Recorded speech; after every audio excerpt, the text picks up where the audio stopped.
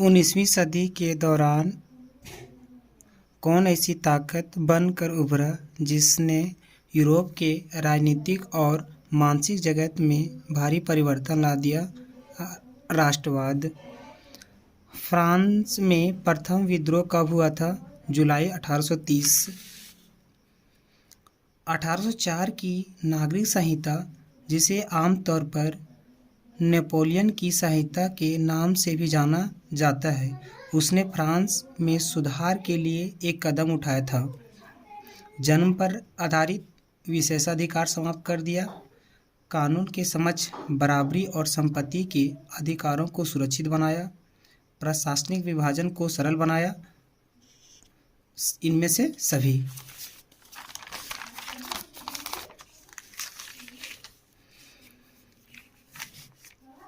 1917 में गांधी जी ने खेड़ा जिले के किसानों की मदद के लिए सत्याग्रह का आयोजन किया था। खेड़ा भारत के किस राज्य में स्थित है? गुजरात। साइमन कमीशन भारत क्यों आया था? संवैधानिक व्यवस्था की कार्यशैली का अध्ययन करने। 1840 के दशक के मध्य में आयरलैंड में किसी बीमारी के कारण निम्न में से कौन सा फसल खराब हो गया जिसने लाखों लोग भूखमरी के कारण मौत के मुंह में चले गए? आलू। प्रथम विश्व युद्ध खत्म होने के केवल 2 दशक बाद दूसरा विश्व युद्ध शुरू हो गया, जिसमें एक गुट में ध्रुवीय शक्तियां, मुख्य रूप से नात्सी जर्मनी, जापान और इटली थी, और तो दूसरी खेमा, जो मित्र राष्ट्रों के नाम से जाना जाता था। उनमें कौन से देश शामिल था? तो ब्रिटेन, सोवियत संघ, फ्रांस और अमेरिका।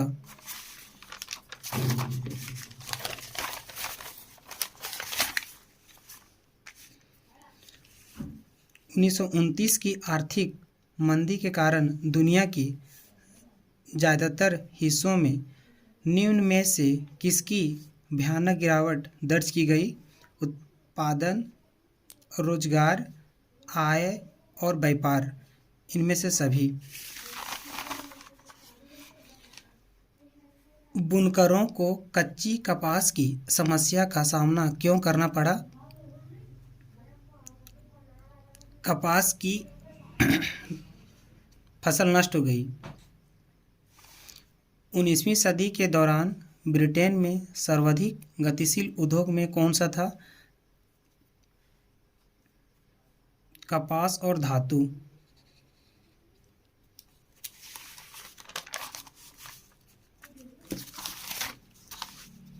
मुद्रण तकनीकी सबसे पहले कहाँ विकसित की गई? चीन। निम्न जातीय आंदोलन के मराठी प्रणेता कौन थे जिन्होंने अपनी पुस्तक गुलामगिरी में जाति प्रथा के अत्याचार पर लिखा है?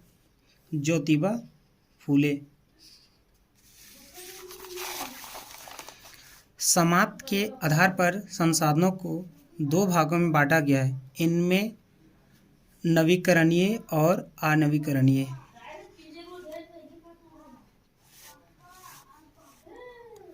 संसाधनों के अंधाधुंध शोषण से किस प्रकार का वैश्विक परिस्थिति संकट पैदा हो गया है? भूमंडलीय तापन, ओजोन परत अवक्षय, पर्यावरण प्रदूषण। इनमें सभी।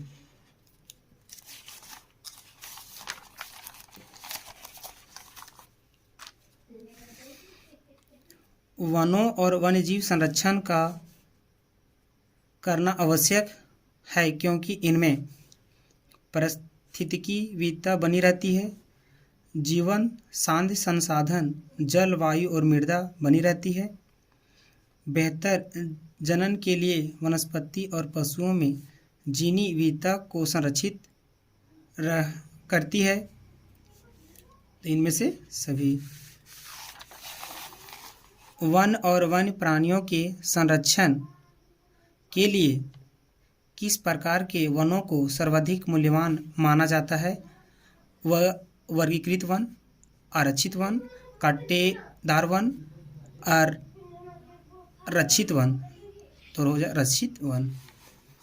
प्रचुर मात्रा में जल उपलब्ध होने के बावजूद जल किन कारणों से प्रदूषित और मानव उपयोग के लिए खतरनाक बनता जा रहा है?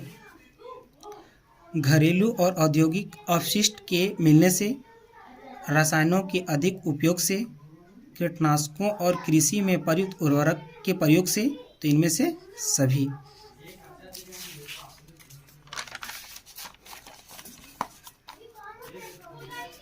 मानसून के आगमन के साथ जो फसलें बोई जाती है वे किस फसल के अंतर्गत आती है? तो खरीफ फसल। पवन और सौर ऊर्जा संसाधनों की बहुतायत भारत के किस राज्य में अधिक पाई जाती है? राजस्थान।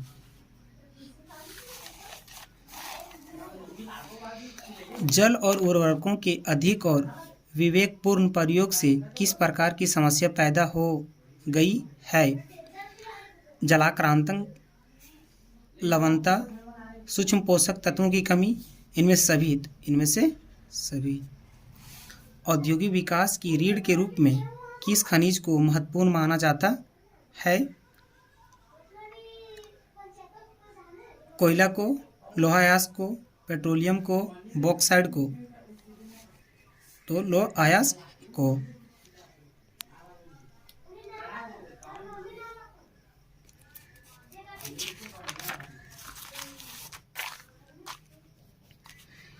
निम्न में किस प्रकार के खनिजों का प्रयोग आणविक ऊर्जा के उत्पादन में किया जाता है? यूरेनियम और थोरियम को। वायु प्रदूषण निम्न में से किस प्रकार अपना दुष्प्रभाव डालता है? मानव स्वास्थ्य पर, पशुओं पर, पौधों पर, इनमें सभी।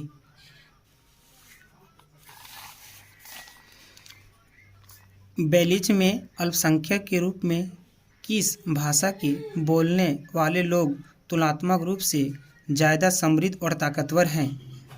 तो फ्रेंच। जब 1956 में श्रीलंका में कानून बनाया गया तो उनमें किन किन बातों को जोड़ा गया?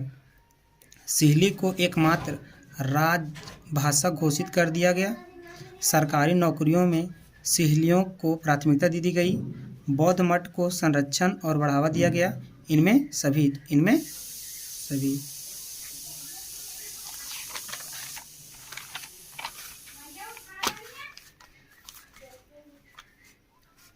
निम्न में कौन कार्यपालिका और विधायिका द्वारा बनाए गए कानून पर अंकुश रखता है?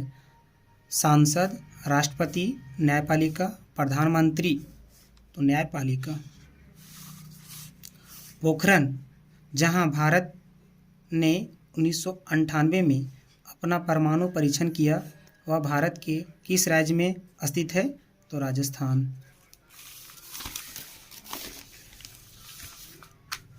सामाजिक विभाजन अधिकांशतः आधारित होती है मृत्यु पर, विवाह पर, जन्म पर, शिक्षा पर, जन्म पर। सांप्रदायिक राजनीति इस सोच पर आधारित होती है कि धर्म ही सामाजिक समुदाय का निर्माण करता है। इस मान्यता की अनुकूलन सोचना क्या कहलाता है? धर्मनिरपेक्षता, सांप्रदायिकता, आत्मनिर्भरता, जातिवाद। तो सांप्रदायिकता।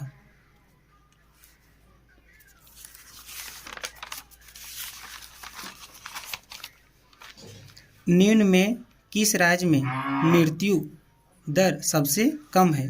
पंजाब, बिहार, केरल, छत्तीसगढ़। तो केरल। निम्न में से किसे औसत आय भी कहा जाता है? राष्ट्रीय आय, प्रति व्यक्ति आय, कुल आय, इनमें से सभी। तो प्रति व्यक्ति आय। सार्वजनिक और निजी क्षेत्र किस पर आधार पर विभाजित है? रोजगार की शर्तों के आधार पर, उद्यमों के स्वामित्व के आधार पर, आर्थिक गतिविधियों के आधार पर, उद्यमिक में निर्वाचन श्रमिकों के आधार पर। तो उद्यमों के स्वामित्व के आधार पर। कौन सा क्षेत्र भारत में सबसे बड़े रोजगार उत्पादक क्षेत्र के रूप में जाना जाता है? तो तृतीयक क्षेत्र। निम्न में कौन महत्वपूर्ण मध्यवर्ती भूमिका प्रदान करके आवश्यकताओं के दौरान संयोग की जरूरत को खत्म कर देती है? मुद्रा।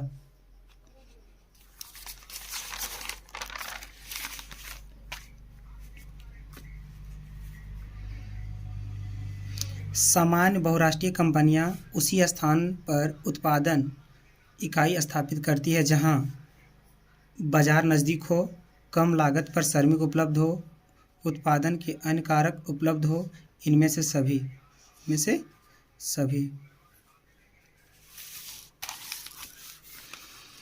विभिन्न देशों के बाजारों को जोड़ने या एकीकरण में निम्न में से कौन सहायक होता है?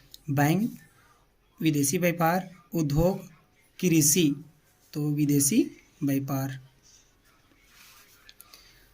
1960 के दशक में व्यवस्थित रूप में उपभोक्ता आंदोलन का उदय निम्न में से किन कारणों से हुआ? अत्यधिक खाद में की कमी, खाद्यान्नों की जमाखोरी, खाद्य पदार्थों एवं खाद्य तेलों में मिलावट, इनमें से सभी। तो इनमें से सभी।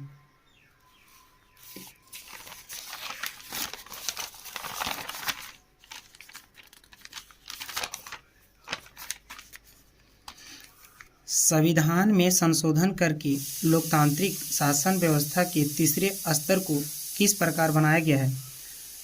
शक्तिशाली और अप्रभावी, संवैधानिक और अप्रभावी, स्वतंत्र और अप्रभावी। तो संवैधानिक और प्रभावी।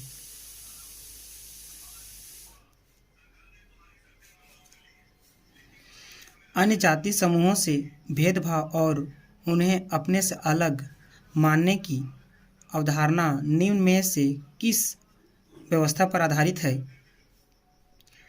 शासक व्यवस्था, राजनीतिक व्यवस्था, वर्ण व्यवस्था, दलित व्यवस्था।